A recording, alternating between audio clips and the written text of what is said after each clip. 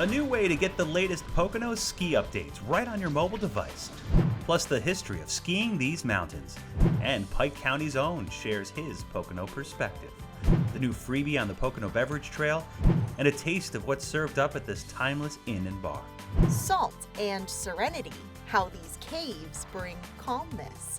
Plus a super hornet and a super speedway. Find out what the two have in common.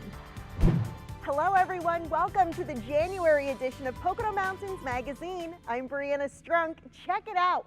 The Blue Angels are part of a very special event coming to the Pocono Mountains this summer, and it's just one of many events on tap in our region for 2023. That's right, Brianna. The Great Pocono Raceway Airshow Memorial Day weekend will feature these guys, the Blue Angels, with a need for speed right over the tricky triangle.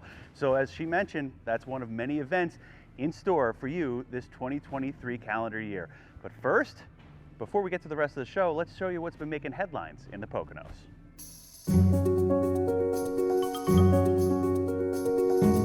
The Pocono Mountains again on the cover of Philadelphia Magazine, this time as a winter escape, featuring dozens of ways to spend the season outdoors, indoors, and sampling the Pocono Beverage Trail. More on that trail later in the show. You can check out those articles online. Just head to PoconoMountains.com and search for In the News.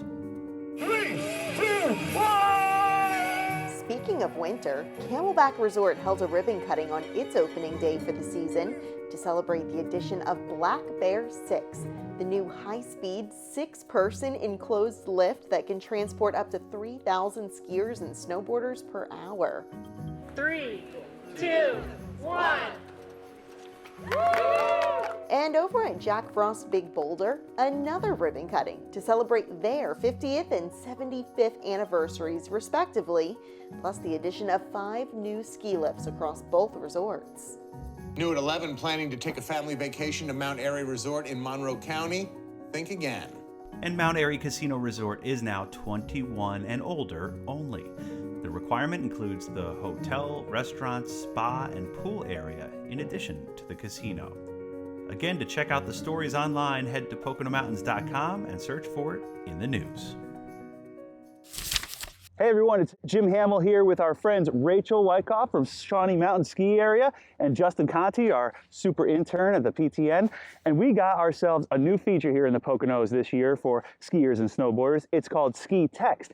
And so Rachel, I'm gonna sign up for the Shawnee Ski Text. All I gotta do is type Shawnee, send it to this number, and now I'm going back and forth with Shawnee to find out the latest and greatest on what's happening at the mountain. Let's have some fun today.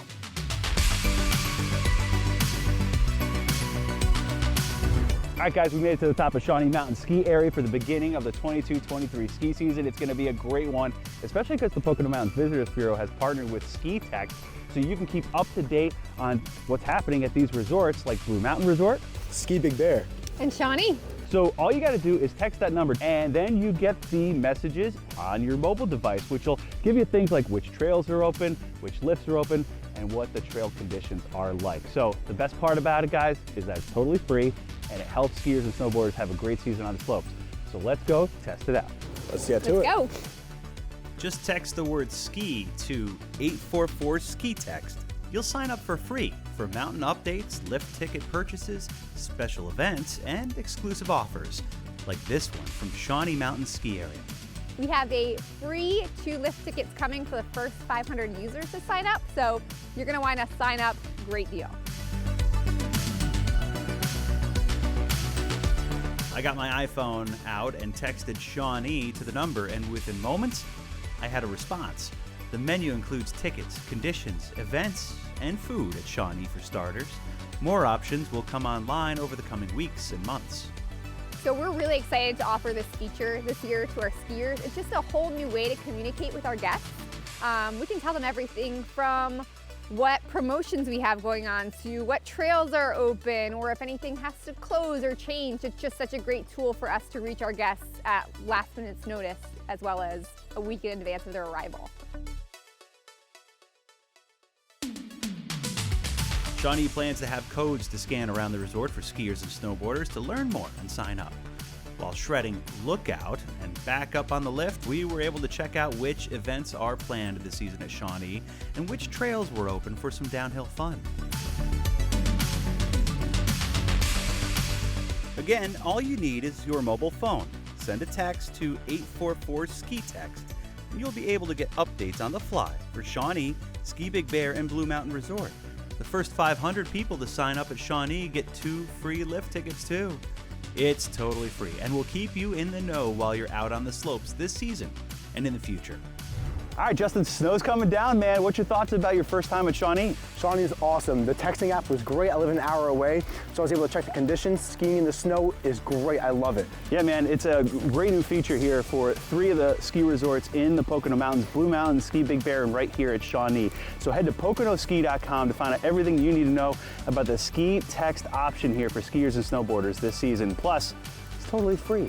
The best. The best, man. Thanks for skiing with us here. Yeah, of course. We'll see you out there on the slopes. It's Jim Hamill for PTN, along with Justin Conti and Rachel from Shawnee. Have a good one. Now for Deanna Fontanez, our newest host on Pocono Mountains Magazine. Deanna has a great look at the history of skiing in the Poconos. Happy New Year, everyone. The Pocono Mountains, located in Pennsylvania, have long been known as one of the top ski destinations on the East Coast.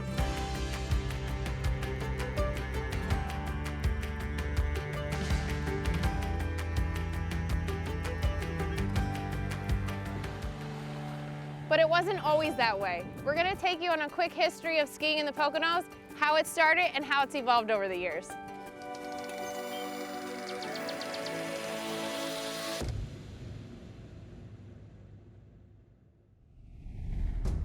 After World War II, soldiers brought their wives to the Poconos, and it suddenly became known as the honeymoon capital of the world. Originally, the Poconos were an outdoor destination that allowed couples to spend time together in a beautiful wooded environment. In 1946, Big Boulder became the first commercial ski area in Pennsylvania. In 1956, a patented snowmaking device started covering the ski runs with man-made snow. Today, this capability helps to keep the Pocono snow season open, typically from November to April. By the 1960s, this opportunity for great skiing became a destination for honeymooners and skiers. The early 70s saw the addition of more skiing mountains, which meant construction of slopes, lifts, buildings, and snowmaking equipment. The boom had begun. Average ticket costs to ski were $6 a day. By the late 1970s, 6 ski resorts were in full operation with functioning lodges, multiple lifts, and trails for beginners to experts. Learn to ski programs became a popular activity. Skiing continued to become more popular in the 80s and 90s, and the Pocono ski destination grew with the demand. Today, the Pocono Mountains is the premier East Coast destination for skiing and snowboarding. Family-friendly accommodations, delicious cuisines of all kinds, the choice of over 100 trails, and nationally recognized ski schools brings people from the entire country to enjoy the offerings of the Pocono Mountains. So come and enjoy our beautiful ski resorts in the Pocono Mountains.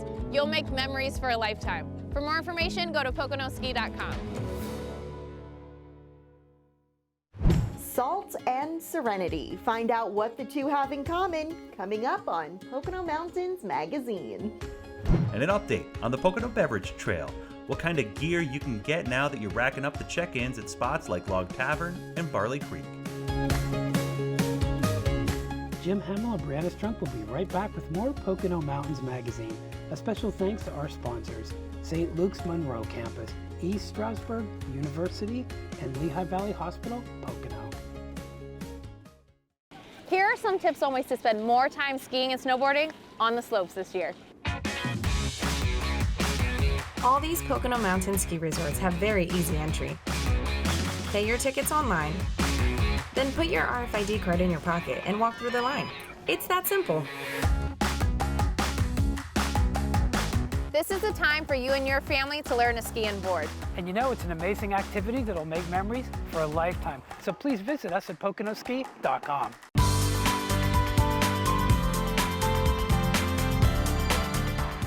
Hey guys, Brianna Strunk here. You know I love my wellness experiences, so today I wanted to show you around 2 salt caves in the Poconos, starting here in Mount Pocono. Let's go check it out.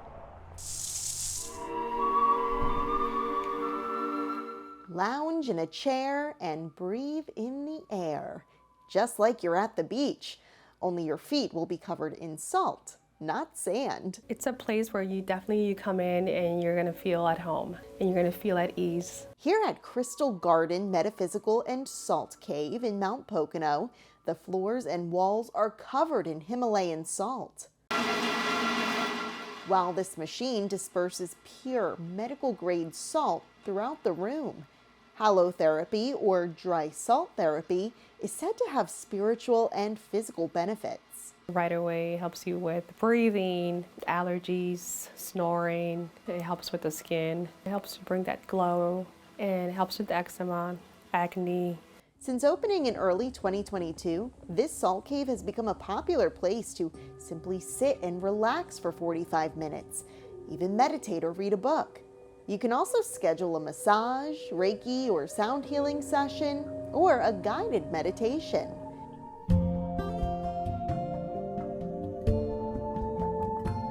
Afterwards, pick up some products from the Crystal Shop to continue your wellness experience at home.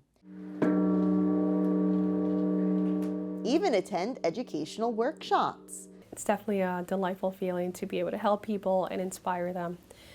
To teach them also that crystals are tools, but you are the #1 tool. What an awesome place. Of course I have to take home a gift. And now I want to show you around a second salt cave in another part of the Poconos. It's a little under an hour away in Honesdale.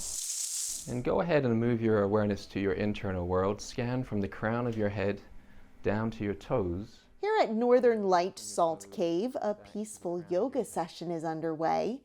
This place has a naturally relaxing environment, so when you do breathing practices and meditation practices here, it kind of magnifies the benefit of the breath and the meditation work. Now, let's pretend to make a snowball. So gather up some snow around you.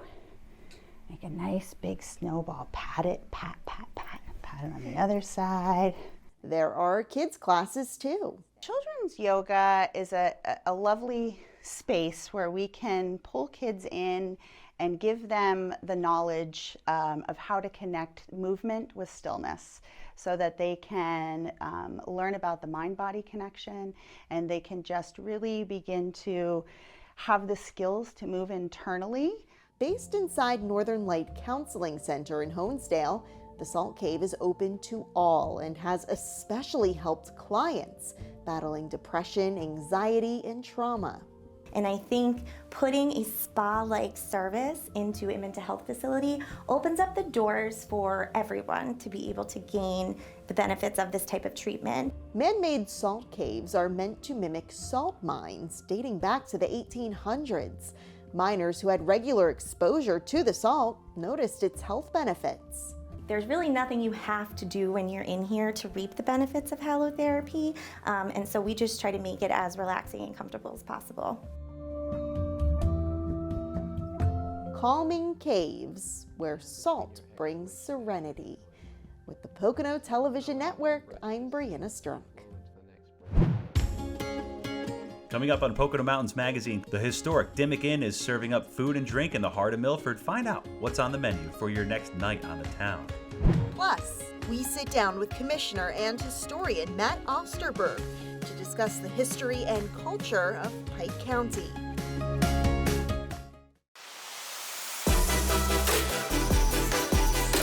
Want to learn to ski? The Pocono Mountains is the place to be. With lessons for every age, you'll be skiing or snowboarding in no time. Learning is fun, and the views are beautiful. Choose from 6 amazing ski areas.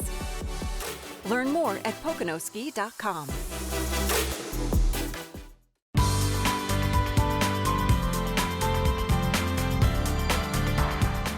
Hi everyone, you're watching PTN. Thanks for being here first of all. PTN is the Pocono Television Network. One of the cool things we get to do is we get to talk to the folks who operate our businesses here and host the thousands and thousands of folks who visit us every year. And this is one of the best places in Pike County. It's the Dimmick Inn, located in Milford, again in Pike, and we're happy to be here with the owner, Andrew. Andrew, how long have you guys been here? It's been a while. We've been here 14 years. Dimmick Inn's been here since 1828, which is 194 years. We're still running strong, having fun, cooking, doing what we do, and that's where we're at right now. And you guys do a really, really great job of that. I know right behind us, you guys have a great pizza oven. The pizza here is top rate. You and I were talking beforehand a little bit just about some of the other stuff that you guys specialize in. Can you tell us about that? Sure, we have the wood-fired pizza, obviously big seller. Everything on the menu really is seasonal, so we try to bring in new items, winter, spring, and fall. Summer items become more salads and more healthy items. What I really love about this is the outside seating. So you have indoor and outdoor, right? We do.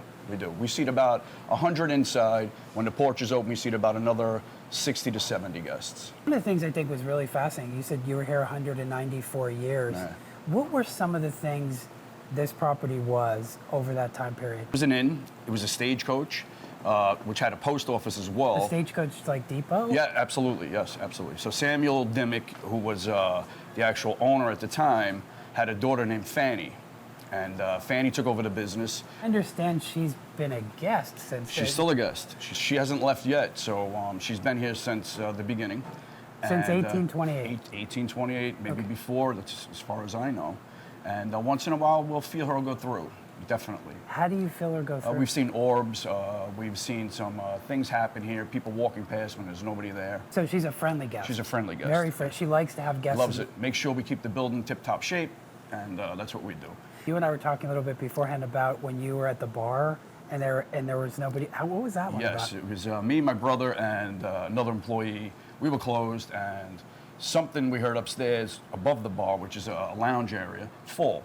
So I was like, nobody's here. So we went upstairs, opened the door, and a four-legged chair was on the floor. Right there, we started saying, this is real. So you've actually, when you were in the basement too, you felt basement. I've seen her walk past us plenty of times. She's just trying to get to her destination, I think. How long has it been operated as a restaurant? Do you know that? Since 1828. I mean, it's always been a bar, restaurant. It's been through a couple of different hands. We purchased it in 2008 from Ed and Karen Loshon, and ever since then we've had it, which is 14 years now. So you just went through really significant renovation, right? We did. We just did the whole kitchen over, brand new, all new hood systems. The bar was replaced as well, but kept the character. Brought back the tin ceiling to the original tin, I should say. A lot of other work as well. We did the floors, brought in a beautiful pizza oven, as you see. Everything's going well. So then the ceilings are like the original colors of what somebody would have come and had seen in 1828, right? Exactly. I have pictures of them actually with that color. Where did the guests in 1820s when they came here, were they coming through from New York, or do you know that? They were coming from everywhere. This is a big destination spot for which it is now too. And from what I know, they came from New York, New Jersey, Connecticut. So what do you see as being next for the Dimmick Inn in the future? It's we're just taking it day by day and seeing what people need, what they want. I think we're trying to give them everything they need, and it's working. It's working so far. People seem to be happy. Well, 194 years, I would say a lot of people are happy. Andrew, thanks so much for being with us. We really appreciate it and sharing all these moments with us, because that's what our guests really love. And just as a reminder, we're at the Dimmick Inn in Milford, which is one of the premier properties here in the Pocono Mountains. The menu is amazing, the pizza, the burgers, all that kind of stuff, the seasonal things you may be able to get here. And Andrew told me just before, there's also a lot of seasonal craft brews here too, like say from Well and Paul Pack Brewing. So you got to come here and enjoy it. You'll probably see Andrew, he's around all the time. So for the Pocono Television Network, I'm Chris Barrett. We'll always appreciate the fact that you're watching. Have a great day. We love sharing unique stories from all across the Pocono Mountains. And now, PTN contributor Christina Luna, who you recognize from past episodes of Pocono Mountains Magazine, is hosting a brand new mini-series all about the people behind small businesses. She'll take a close look at who those owners and operators are, what obstacles they've overcome, and ultimately what has led to their success. Small business owners here in the Poconos are all unique, diverse, and have compelling stories to share. Let's take a sneak peek from one of Christina's first stops. a scoop on the exotic flavors of Latin America at Lama Ice Cream.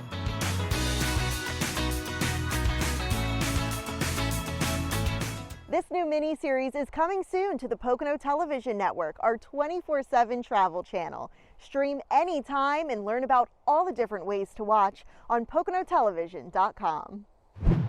Coming up on Pocono Mountains Magazine, Chris Barrett sits down with the commish, a fountain of knowledge for Milford and the surrounding Pike County. The iconic Pocono Raceway here in Long Pond is covered in snow this time of year. But this place will look a lot different Memorial Day weekend of 2023. Those details coming up on Pocono Mountains Magazine. It just goes to show what can be done if you have the right surgeons and the right doctors. Because I was concerned with the mass that I saw in her abdomen, I knew she just needed to go to surgery as soon as possible. The diagnosis was one cancer appendiceal, and whatever need I would have, I knew she was going to address it. That impressed me. At the Lehigh Valley Topper Cancer Institute, we have a team of experts who are specialty trained in their field. Best word I can find, phenomenal.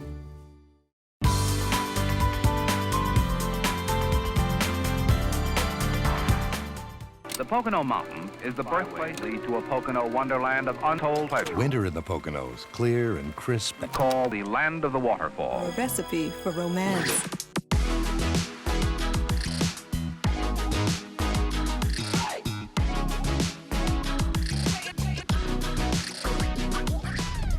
So what is a county commissioner and why are you one? So a county commissioner is the administrative arm of county government. We deal with the financial aspects of the county. We fund everything. Our role is, like I say, is quality of life. There's 3 of us, me and 2 other county commissioners, operate that entire section of the county government. There, of course, is the judicial system, which our role with that is funding. But mainly we deal with human services, the correctional facilities, all of these things that deal with the life of the residents of the county. And you're the commission chair, correct? I am the commissioner chair, have been for 8 years now. How is a county commission set up in Pennsylvania? You know, there are different classes of county, right? So how does that work? Well, we are a class 6 county because that's all controlled by the population of your county. We sit at 58,000 people, so we're on the low side of a class 6 county. We live in a relatively small county. 58,000 people spread over 550 square miles is really not that, it's a big county with not really a lot of people. So there's a lot of open space here in this county, which is what makes Pike County so enjoyable to reside in. We're so fortunate today to be with Matt Osterberg. He's the commission chair of the Pike County Commissioners. We're having a conversation on Pocono perspectives. So Matt, tell us why you are a commissioner and what you do before that. So I always was involved in local government and local initiatives, so becoming a county commissioner seemed like my next step in my career as a local official. Prior to this, besides I had a job at Lohr's Hardware for 35 years, and then I was also, at the age of 28, I became the borough councilman, and by the age of 30, I was the borough president. I served in that position in Milford Borough for 25 years. Over that time, I also was became the borough historian. Serving on that board, though, was an extreme interest because I served with many older gentlemen at that time. I was younger, 28 years old. They were my age now, but these were longtime residents whose families had been here for generations. And just hearing their stories about Pike County and the stories that they heard from their grandparents just interested me even more in Pike County history. I'm a Penn State graduate in history, so that really played into what I went to school for. So, listening to people like Merritt Quinn tell the story of his grandmother sitting in 1889 at the 100th anniversary of the Constitution, the setting of the monument on Sarah Street. These are coming from people who heard this from their grandmothers about what it was like to be living in Milford Borough then.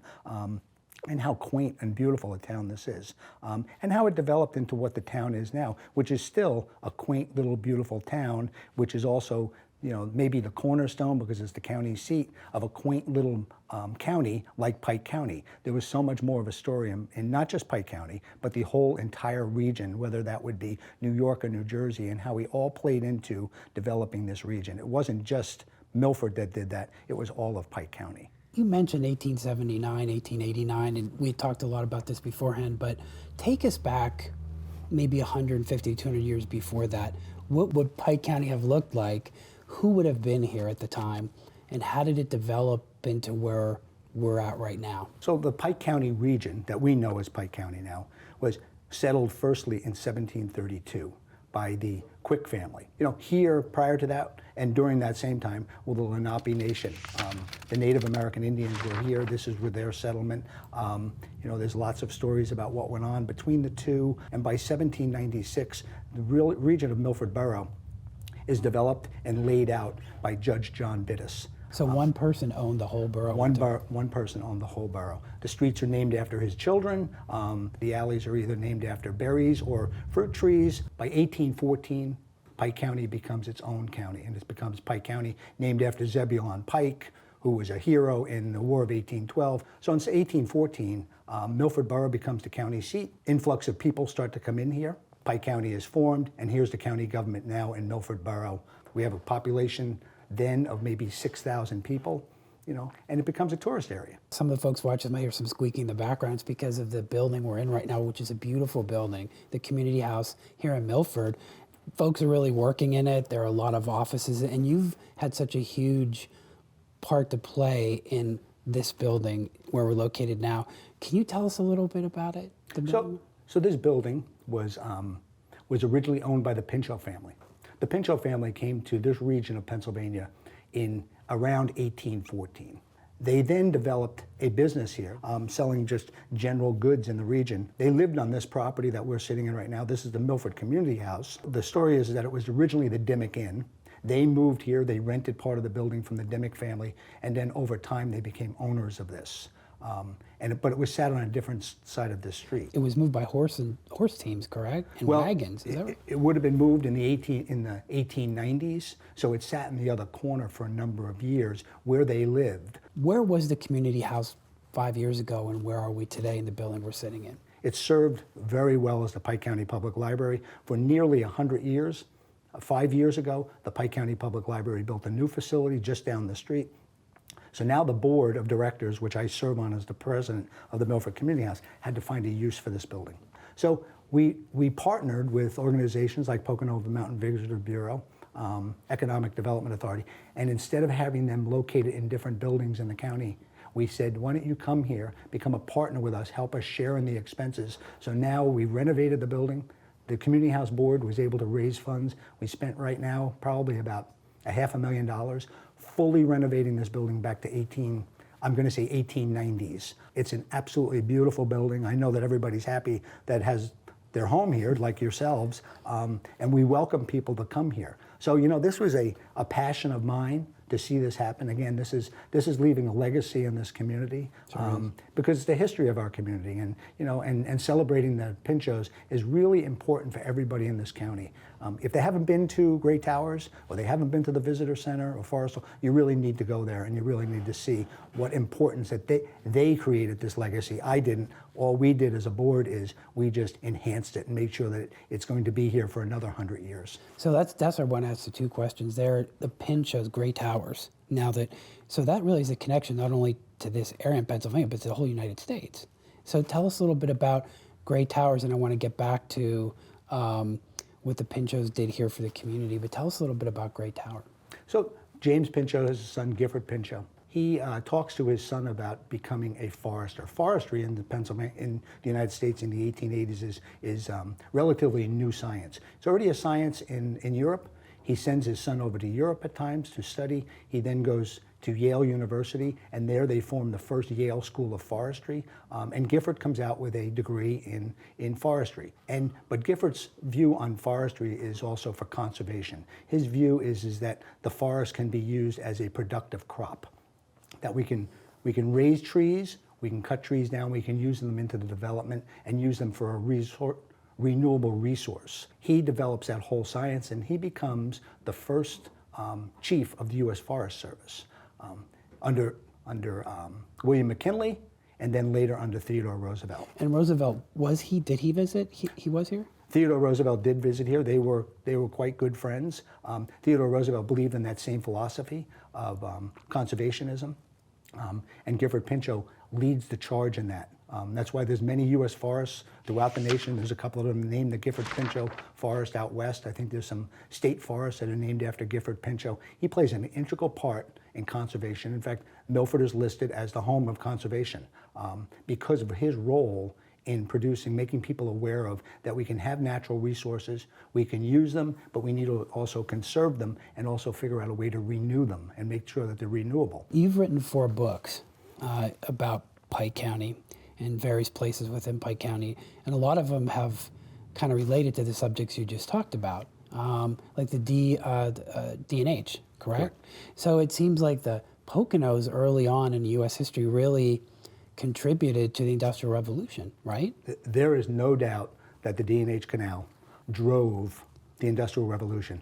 So the D&H Canal is a hand-dug canal, first started in 1823, and by 1828 or 1826, it's fully operational. It's 107 miles long with 107 locks. It is an incredible story of ingenuity and engineering feat that is just, if people don't know about it, they should certainly learn about it, because Honesdale, before this canal is built, literally has a small handful of people living there. It's called Dyeberry. Honesdale, named after Philip Hones, who is the first president of the D&H Canal. He's also at that time the mayor of New York City. So this was a massive amount of money that was brought into this region to dig this. This was private funding. The story is that the D&H Canal is the first $1 million corporation in the nation. The Warts brothers, who owned this corporation on their own, hired J.B. Jervis, that's what Port Jervis is named after, and they build this canal. They also build a gravity railroad. At the height of their business, they are moving 4 million tons of coal a year. So this is an incredible amount of industrial that's moving through, and American products, not just coal, wood, bluestone, everything is going down that canal. When did the industrial piece of the economy here in the Poconos really start to decline, and when did we start to see change, not only for Pike, but the balance of the Poconos? You know, the canal is bringing lots of resources and lots of economic development into this region. Every town I've just mentioned to you, there's a lot of money. Over that time then, the D&H also realizes that the railroad is becoming very important. Now we move into tourism. You know, by the 1850s, Pike County has massive amounts of tourist hotels, and that's another whole industry. Was there something that started that, the tourism process? In the summertime, it would be hot in these cities. They needed to find a place to have a respite. And what better place to come to than the mountains of the Poconos? So I think it was more that they just wanted to be a relaxing area to come to. In 1920, the residents were about 900. But in the summertime, the population of Milford Borough went to 5,000 people. That's how many hotels and rooms there were just in this little, half a square mile little town. Tourism was an incredible economic driver here, as it is today. You know, it's our #1 employer. It drives every other business in this community to this day, as it did 150 years ago. Well, I think, Matt, you, above everyone, are so responsible for carrying that legacy forward for successive generations. And before we wrap, which I hate to do because I think we could talk all day, I love history. You're just such a wealth of knowledge. I'm going to ask you to look in your crystal ball as a historian and as a county commissioner. And if you were to come back 100 years from now and visit Milford again, which I'm sure you'd love to do, what do you think you'll find here? I think what we will find is we will find Milford to be in the same condition it is now, which is, and hopefully better with the preservation of what we all have. Everybody loves history. You know, I use a term many times when we talk about the development of the county. We need to have economic development. We need to have new facilities built. We need to make sure the quality of life, whether that's medical services. But the one thing we need to respect is we don't want to pave over paradise. You know, I know that's words from a song, but that's a really telling story that we don't want that to occur here. So I think what I'll see in 100 years, if I was able to come back, is I think I'll see Milford just in the condition it is here right now. You know, we have, Milford Borough has put in some very strong ordinances for preservation of buildings, and it wasn't an easy task to do that. And I was involved in that back in 1999 because people are very sensitive about property rights and that. But at the same time, when we do that, we have to remember when we preserve these buildings, we preserve history, and what we do to one building affects the building next door. Everything is tied together here, and we need to continue to do that in this community. So 100 years, I envision Milford, the Dimmick Inn will still be here. People can go over there and have a beer. People like you and I will be still sitting in this room, and it'll just be the same quaint little community it is today. I really have a lot of faith that it will be, but I think people like you who devoted their life to public service and to their communities are, and I think the thousands, millions of guests that have come here are the beneficiaries of that. And I thank you so much, Matt, for spending this time with us today. And we're so fortunate to have spoken today with Matt Osterberg. He is the chair of the Pike County Commissioners. He is Milford Borough historian. He's written books, and we will show you those books. If you have a chance, you need to buy them. They tell a great story just like Matt does. Matt, thanks for being with us. Thank you, Chris. This episode of Pocono Mountains Magazine is dedicated to Robert Ugassini, one of the region's strongest advocates and tourism leaders who passed away in November 2022. Mr. Pocono, as he was known, served as executive director of the Pocono Mountains Visitors Bureau for 40 years through 2007 and played a major role in making the Poconos a top destination.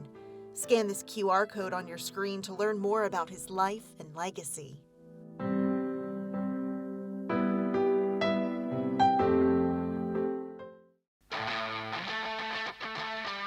The team that we have put together of sport performance coaches and athletic trainers is why parents should choose St. Luke's University Health Network for their sport performance needs. St. Luke's and our coaches are going to provide the safest and most comprehensive training environment that a student athlete would want. And I don't think there's anything in this area that can rival it.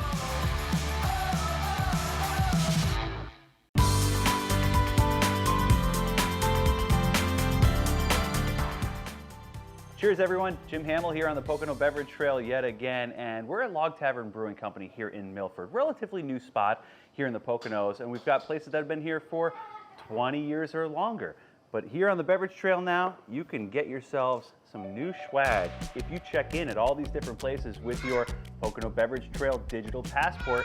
Make sure you check that out online at PoconoBeverageTrail.com. We wanted to share the stories behind the scenes here at Log Tavern and at Barley Creek Brewing Company down in Tannersville. Check this out. From the minute the taps opened at Log Tavern Brewing Company in Milford, Ryan Scott and his crew have been pouring the good stuff along the Sawkill Creek, one of more than 24 stops along the Pocono Beverage Trail. Got my start basically homebrewing since probably early mid-2000s. Just got my start, had a passion for it, and it just turned into what started as a hobby just became my obsession, and it just grew from there basically. His obsession is now a craft beer brand well worth visiting any time of year, especially when you're looking to cash in on the surrounding downtown Milford events, or just immerse yourself in all the outdoor activities centered around town. Milford Borough in general, there's just always a lot of events going on, a lot of town-wide events. We do a big Oktoberfest here that's a pretty big hit here in Milford. The proximity to all those good things that people want to do outdoors, and we're situated right in the heart of all of that. Speaking of the heart of the Pocono Beverage Trail, that title would have to reside here in Tannersville at Barley Creek Brewing Company, the first craft brewery to open in the Poconos back in 1995. And owner Trip Rouvain has expanded the ballgame ever since. We're having fun. We had fun 27 years ago, and we're going to keep doing it, for years to come. PTN caught up with Trip barside on that 27th anniversary, sharing a pint of the Rescue IPA, Barley Creek's flagship beer. So when we opened up in '95, I think a craft beer was considered Yingling. Yeah, absolutely. So we actually had to convince people what a craft beer was. Now, craft beer is a huge industry, and Barley Creek is situated in the center of that Pocono Beverage Trail with its own spirits distilled here too. Wiffle ball field, s'mores dining campsites, and lots to offer guests whether it's during ski season or spring, summer, and fall. I looked at the big picture of the beverage trail, and there are sections where I want to go up north, there are sections where I want to go south, and when you look at the beverage trail, we're right in the heart of it. So you can go up north and finish here, you can start here and go south. North would have to be the path you get back to Log Tavern in Milford, where Ryan Scott and his not-so-elusive Yeti have rotating beers on the taps. and fires roasting up back for a unique experience on the Beverage Trail. I think we have 14 beers right now and one hard cider. Good mix of everything. A couple New England IPAs, the West Coast IPA. We got one stout right now. More to come as we hit stout season here. Yeah, I'm a stout guy too. Yeah. Can you tell? All joking aside, Log Tavern can be the start or end of a beverage trail journey along the Route 6 corridor between Honesdale, Hawley, Lake Wallenpaupack, Greentown, and Milford. And Log Tavern is no stranger to working with other brewers to create something to sip on. All the breweries in the Poconos, we try and work with each other. We do a collaboration with Hopping Eagle Brewery and Wallenpaupack Brewing and a group called Sons of the Hunt. We do a beer called Beyond the Pines. It's a spruce tip New England IPA kind of variation. Whether it's Log Tavern, on the scene a few years, or Barley Creek a few decades, the Beverage Trail now gives users the chance to sample craft beer all across the Poconos. Wine and spirits, too. And score a free hat like this one with enough check-ins at trail locations. Redeem this hat at Insurrection Distilling, the Wake Zone, a Wallenpaupack Brewing tap room near the lake, or Barley Creek, where it all began. I've always believed, the fraternity, the sorority of these brew pubs and brewers is a good thing.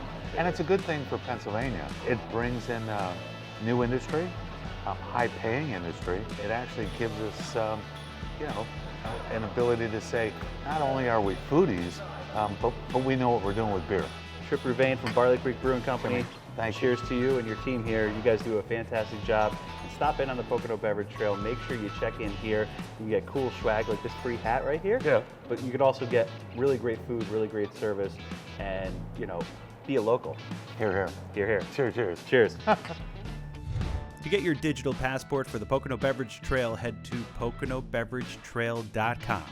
And please, drink responsibly. Jim Hamill for the Pocono Television Network. All eyes on the sky. More from the special appearance ahead of the special event you won't want to miss.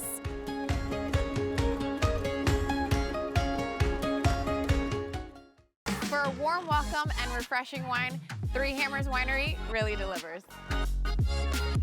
The hops at 2nd District Brew Farm are grown right here. At Insurrection Distillery, you'll get a big city feel in our small town setting.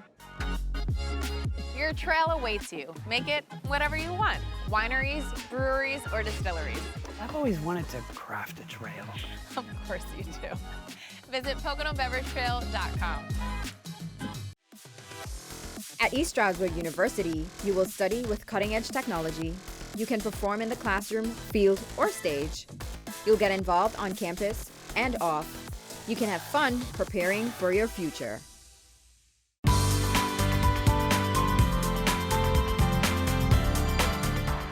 Here at the Pocono Raceway in Long Pond, the action is typically centered around the track. But coming up in just a few months, it will be all eyes on the sky.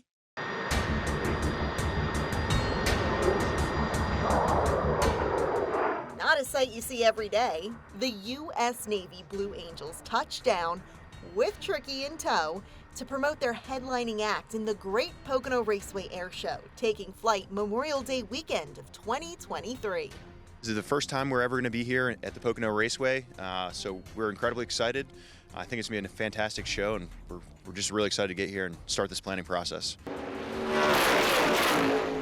Known for its NASCAR events and family-friendly atmosphere, the Pocono Raceway is the perfect place for an air show with spacious grandstand seating and unobstructed views. The Tricky Triangle last hosted an air show in 2021, with the U.S. Air Force Thunderbirds and other great performers giving quite the show. We kind of look at ourselves as a very unique venue that can be a multi-purpose venue. I think we always have a little bit of a penchant for speed and excitement. That's sort of in our DNA, so an air show fits right into that. The Great Pocono Raceway Air Show is the only place in the country's northeast region where you can see the Blue Angels perform this year. And although hundreds of women have served with the Blue Angels in various capacities over the years, Lieutenant Amanda Lee recently became the team's first ever female F-18 fighter pilot. She'll be at the forefront of the daring performance fans will see. Man, the diamond formation, they fly closer than anyone in the entire world, and they do some maneuvers that no other jet demonstration can do in the world. And I think she actually put it best when people ask this question. She's like, what is it like, or what's it going to be? And she's like, the airplane doesn't care what gender you are, what religion, what anything, it's just the person in there, and you're manipulating the controls. So she's a fantastic pilot, and we're excited to have her. Let's get it, all right? 6 claps on 3. 1, 2, 3. Through air shows and community outreach efforts, the Blue Angels work to raise awareness for the United States Navy and Marine Corps, while also inspiring the next generation. Lieutenant Commander Thomas Zimmerman remembers watching the Blue Angels perform when he was 6 years old, while Lieutenant Commander Brian Vaught recalls a baseball game flyover sparking his interest in aviation as a child. Hopefully there's a story out there for a kid who's going to come out to the Pocono Raceway Airshow and do something great with their life, and it's pretty cool to be a part of that. With 2 days of the same action-packed show, this is an experience you won't want to miss. Stay tuned for more information about the Great Pocono Raceway Airshow, including other performances sharing the air with the Blue Angels. I think if anyone can really sense as much fun as we're having with this thing behind us, it's totally worth getting some tickets and checking this out. It's going to be awesome. And those tickets are on sale now at PoconoAirshow.com. Pricing starts at just $10 for kids 12 and under and $25 for adults. Of course, we'll be here covering all the fun during the Airshow Memorial Day weekend, followed by the big NASCAR race weekend in July. With the Pocono Television Network, I'm Brianna Strunk.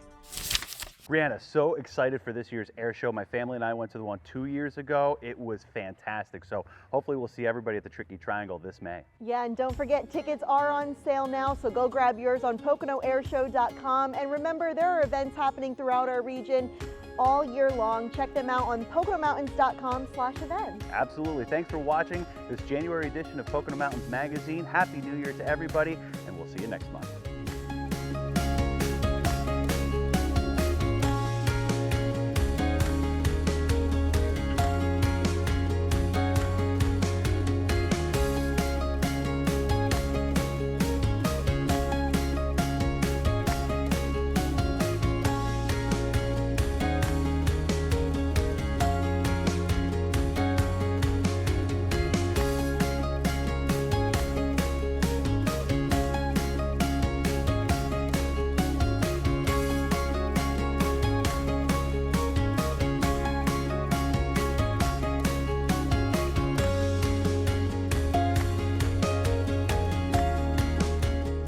Thanks for watching. Make sure you subscribe to the Pocono Tourism YouTube channel and click the bell button below to be the first to watch new videos. You can also click the link on the screen to watch more episodes of Pocono Mountains Magazine.